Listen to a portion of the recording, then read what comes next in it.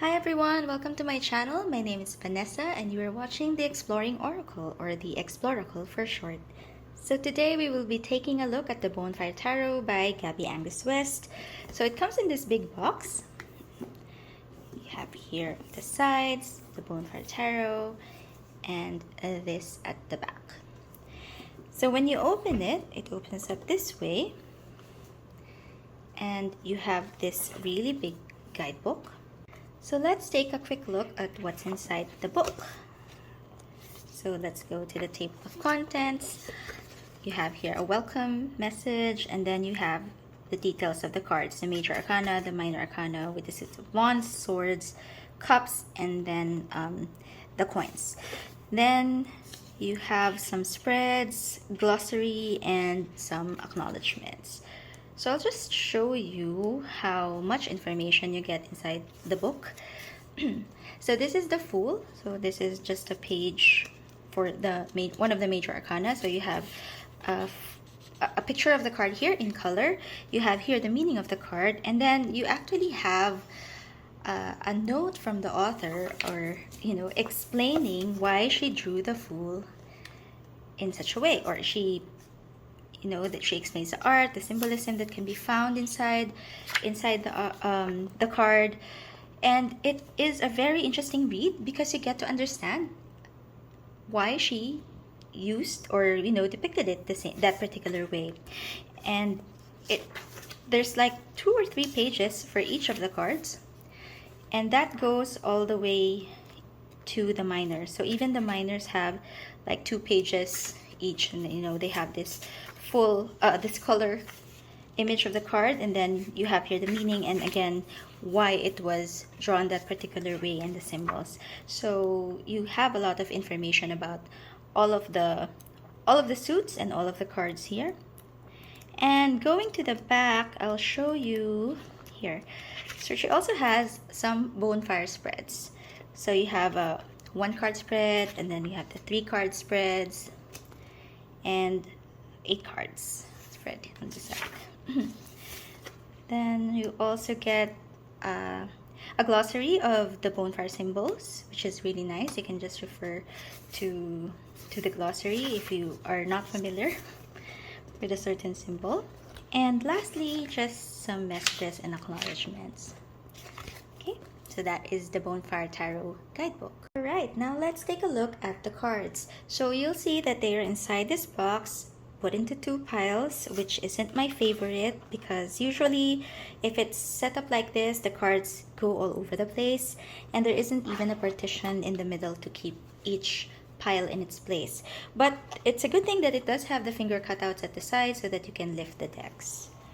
Okay, so this is what the box detail looks inside. It's Bonefire Tarot. Okay, so these are the cards.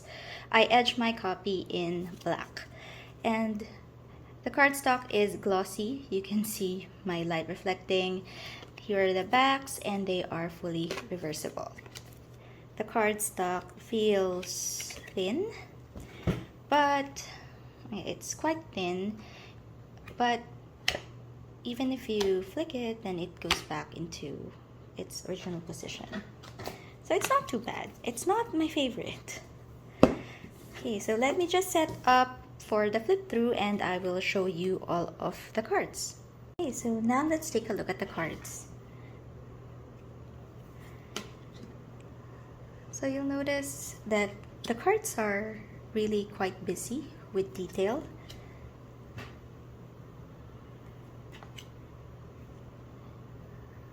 The colors are bright, and you can stare at these cards for a long time because there's so much symbology that you might not be able to pick up on at first glance.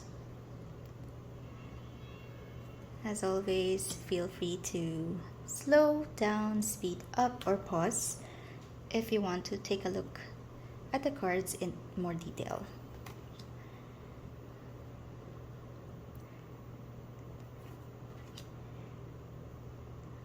The art style might not be for everyone, but I'm glad that I have this in my collection because it's really different from the other decks that I have.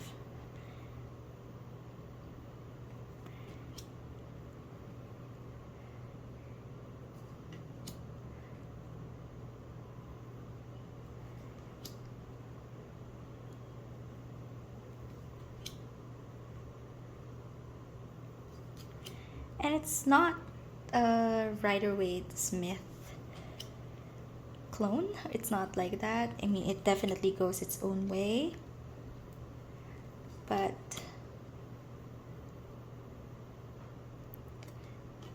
you can still apply your traditional meanings, or how you typically read an RWS deck. And I think that's why the guidebook is really very important in this case, because she does explain why the art or why the card is depicted a particular way.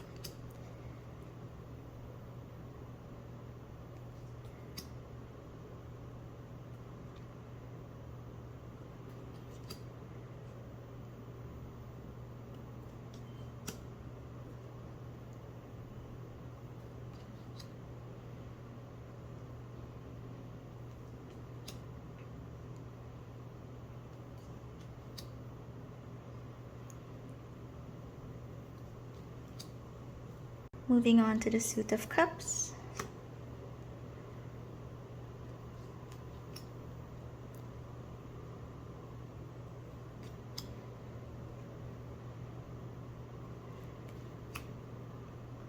And here you can really feel the emotion that's conveyed in each of the cards. I think because of the way that it is drawn or painted, created. Some of the faces are really done quite close up, so you can really see the detail.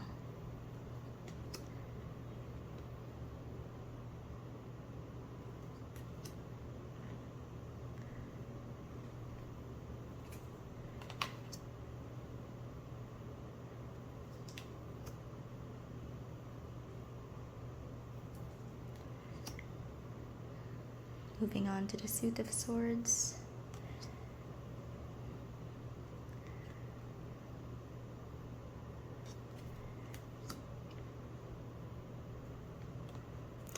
I love this depiction of the Four of Swords. It has a modern take to it, to rest.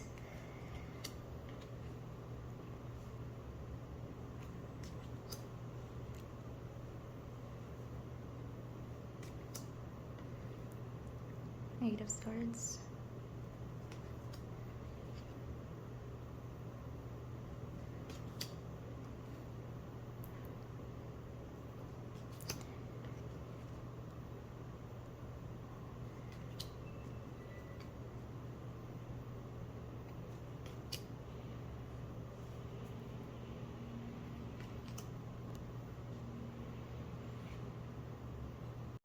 And lastly, the coins.